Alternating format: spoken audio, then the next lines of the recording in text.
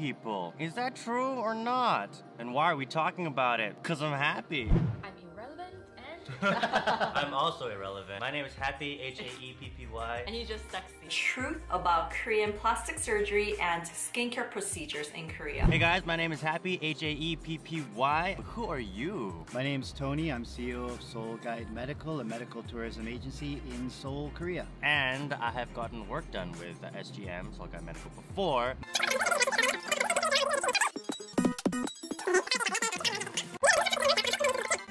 One of the things was filler, and I was very happy with the way my nose looked.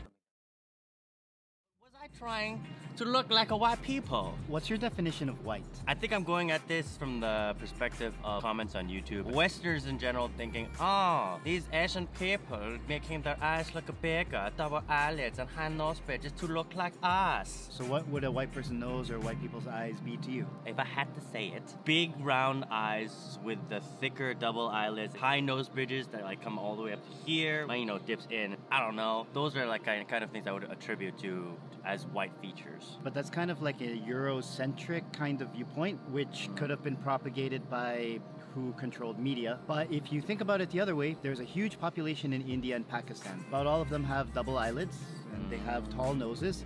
If you look at the populations in Africa, they also have double eyelids. If you look at me, for example, I'm a bit over 40% Portuguese and Spanish, another 40% from Latin America, and I have almost 9% African, I think my DNA test said.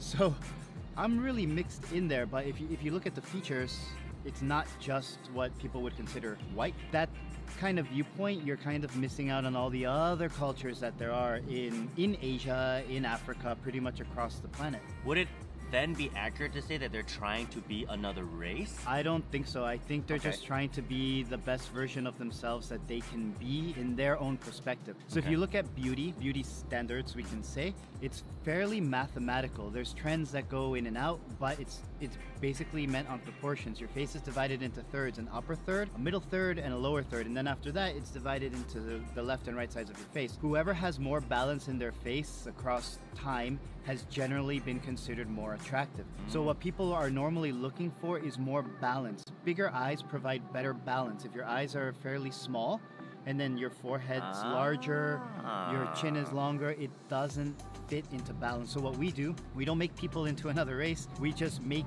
your face balanced to fit you, so you can be the best you can be. Why is it that Koreans like high noses so much? Is it because high noses are a better balance? If you have a nose that's a little bit higher, it gives you better proportions, your face looks more dynamic. A higher nose isn't like, oh, this person who is white has the nose, because there's also colored people who have noses, who are also high, right?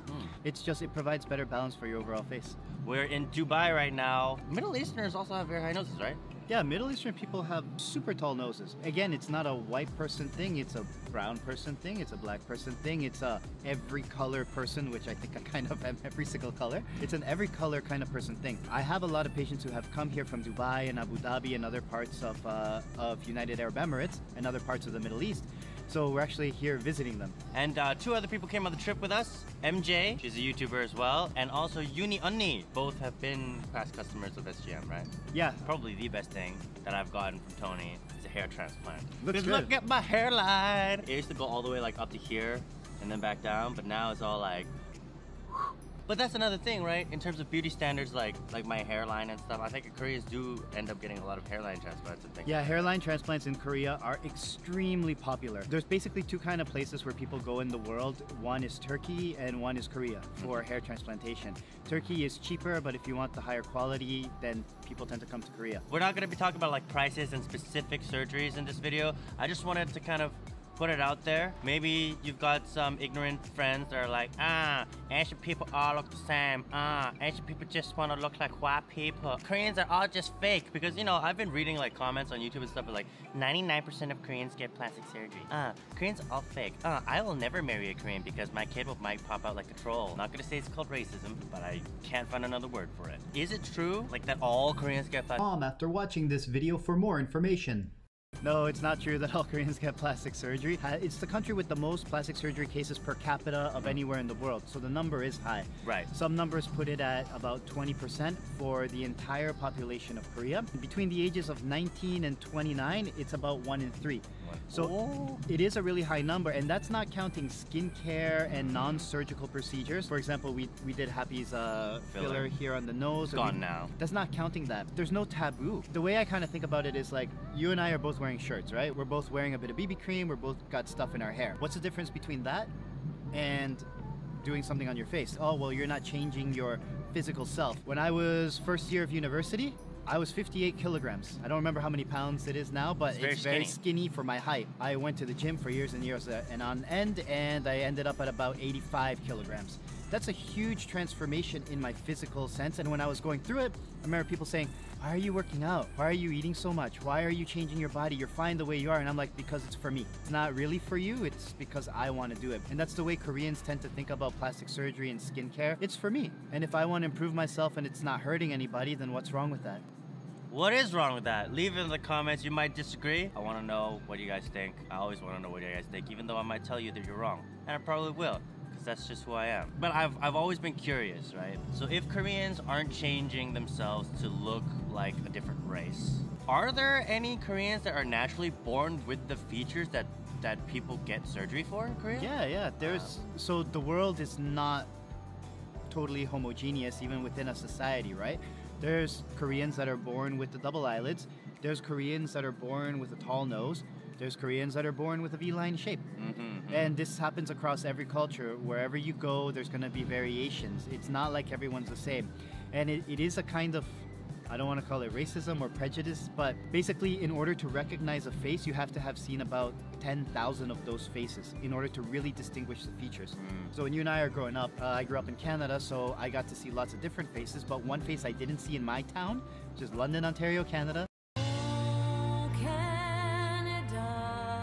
There were not many Asian people where I grew up. And when I first left Canada and came to Korea, and I started to see Asian people, Chinese, Japanese, Korean, I could not tell them apart. That's racist! It's not because I was prejudiced or racist. I could not distinguish the features. Now I've lived in Korea for a really long time.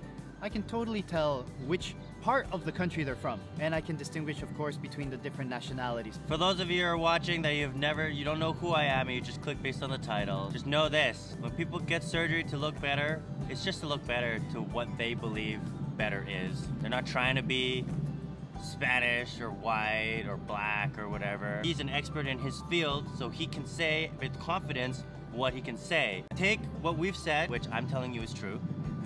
Do your own research to confirm whether or not it's true, and then you could spread the good word amongst the people. It's kind of interesting because when people talk to us about beauty, they think it's all subjective and it's all opinion as well, but it's actually not. It's mostly based on mathematics and proportions. What do Angelina Jolie and George Clooney have in common? Symmetry. Look at what was considered beautiful since people started building buildings, for example. It's those buildings in ancient Rome and ancient Greece that were all in proportions. The columns were all mathematically built. According to some researchers, symmetry is super sexy. In Egypt, in Latin America, in Cambodia, everything was based on proportions. Most studies repeatedly show that people find symmetry attractive. There is a subjective view where everybody has their trends in their own culture, but most of it is based on objective reasoning of balance. So why is symmetry sexy?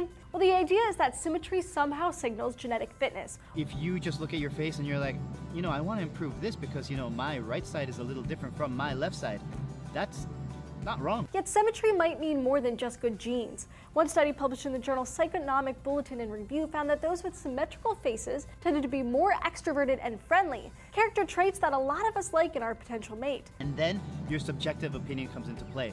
So in terms of the subjective opinion, that's all up to you, and you talk with your doctor, figure it out, and if you're happy the way you are, then just be happy the way you are. If you love yourself, love yourself. If you want to improve yourself, improve yourself. If it doesn't hurt anybody else, then why not? Many of you might have questions and probably do have questions for Tony. How do they contact you? You can go to our website, consult@seoulguidemedical.com. When the emails actually come in, we have a whole bunch of staff in Seoul. We're the largest medical tourism service provider. So we have actual consultants, online consultants.